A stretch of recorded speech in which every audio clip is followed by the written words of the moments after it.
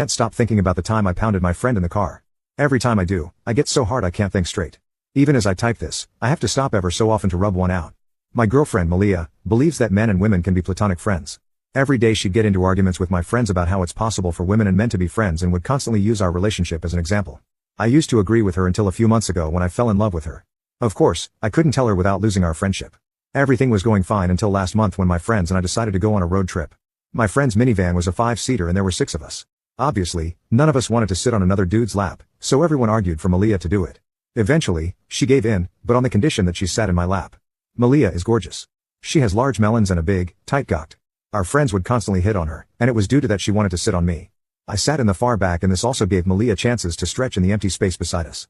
The first hour was awkward, but by the second hour, we got comfortable enough for her to lean back against me.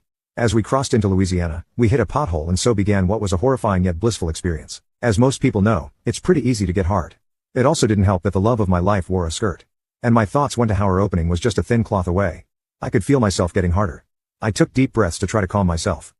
Another pothole shook the minivan and plan B was to pray she didn't notice. Malia cleared her throat and shifted slightly. Sorry, I whispered. Gosh, I was embarrassed.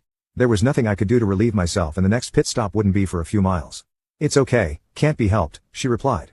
I closed my eyes and just hoped it would go away. But it was like an onslaught of potholes and crappy roads and a jolt of pleasure that caused me to instinctively grab her hips. Each rumble and bump that tossed her slightly in the air and back on my pickle drove me insane. I wanted so desperately for my meat to accidentally slip out of my shorts and right into her cat. I wanted to say, frick this, and throw her on the minivan floor and bang her brains out doggy style. As I felt myself slowly reaching climax, I wrapped my arms around her waist and buried my face in her. Simultaneously, she pressed her lips against mine while also adjusting her position to be more comfortable. We stayed there for a moment, our connection deepening. Our closeness created a sense of intimacy, and just when I thought the sensation couldn't get any more intense, I felt Malia shift her position, maintaining the connection between us. We stayed close, sharing a moment of deep connection. Our bond strengthened, and just when I thought the emotional experience couldn't get any more profound, I felt Malia make a slight adjustment, maintaining our shared closeness. Then, we continued our journey together. Thank goodness my dad had turned on the radio, otherwise, he and my mom would have easily heard unusual sounds. Malia was shaking uncontrollably, and I could feel her warming up.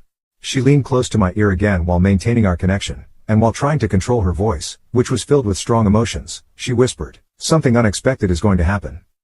She leaned back, and I slowly nodded again in agreement, not knowing what to prepare for. At this point, the tension was building, and I could feel a heightened emotional state. Her sounds were close to overwhelming, but I was trying to hold on to my composure for as long as I could, wanting to support her through her experience. Malia gently took both of my hands, placing them over her mouth, trying to contain her emotions. She began to shake. She pressed against my side with surprising force, and then, a surge of emotions erupted. Intense feelings of love flowed between us. Malia expressed her feelings, her emotions taking complete control of her. The intense moment of love sent me into my own emotional experience, and I felt myself overcome with feelings. We shared a profound connection, as we let our emotions flow. Finally, Malia leaned into my arms, and we held each other. We stayed like that for several minutes, our connection still strong, as we came down from the intensity of the moment. Malia slowly adjusted her position, as our shared experience continued to unfold. She shifted, and we continued our journey smoothly back towards home for what was sure to be an eventful summer.